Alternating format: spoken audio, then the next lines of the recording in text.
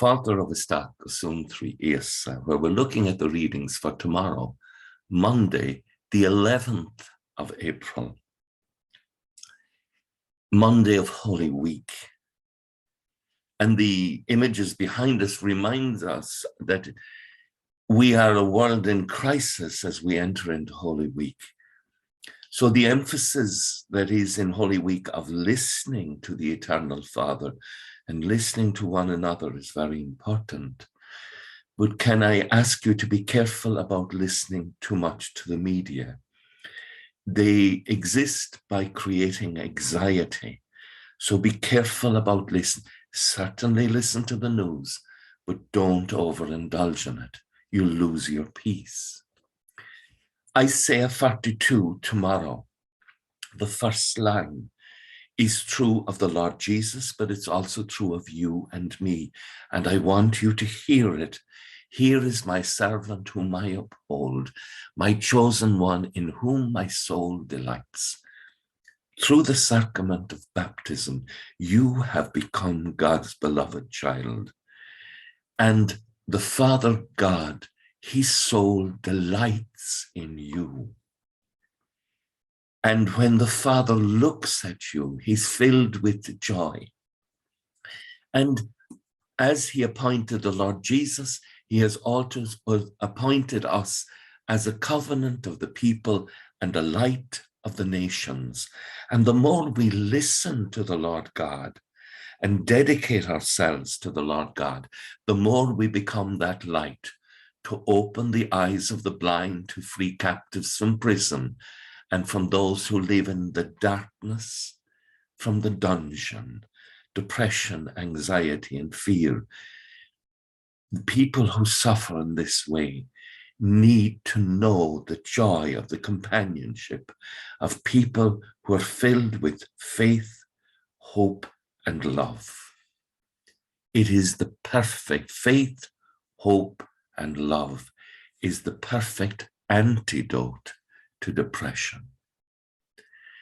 Psalm 27, the Lord is my light and my help. Whom shall I fear? And all the images are up behind me, in a sense, are images that can kind of create fear. And there you have two images that are not fear. Praying for peace with the Holy Father and the icon of our Lord Jesus Christ, the Panto Creator, the one in whom all things are all God's eternal graces are mediated to us in Christ Jesus our Lord. For the Lord, as the Psalm 27 says, is the stronghold of my life. Before whom shall I shrink? And then the gospel tomorrow. It's a beautiful gospel from St. John chapter 12, the story of the anointing, which takes place in the village of Bethany with Mary and Martha and Lazarus. And they're gone there for dinner because they were his friends. But there's a beautiful memory in it. And that is when John recalls that the house was full of the scent of the ointment. And you know that you're listening to a witness speaking. John is speaking about what he witnessed and what he saw. And Jesus is so aware of what is happening. And this is the Father reaching out to comfort Jesus.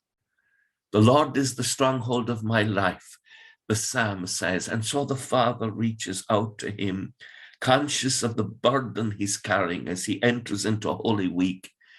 And he uses this lovely lady to come and to anoint him. And he says, leave her alone. She had to keep this scent for the day of my burial. And Jesus is seeing this as an anointing that he receives through the hands of Mary, but from the Eternal Father. And that's a great insight. When we perform an act of kindness, it is the Father comforting the person through our hands, through our presence in the community. And Jesus says, it was kept for the day of my burial, of course, which is Good Friday.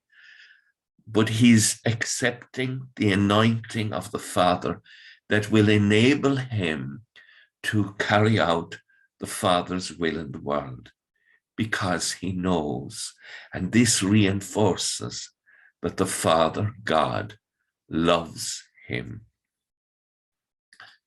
And the Father, God, loves you and loves me. And with thoughts such as these, let us go to our beds and let us awaken in the morning with the praise of God on our hearts and on our lips.